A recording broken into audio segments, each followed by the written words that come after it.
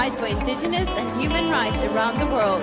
This 25-year-old has had the opportunity to speak on the subject and exchange ideas with world leaders recently at the United Nations.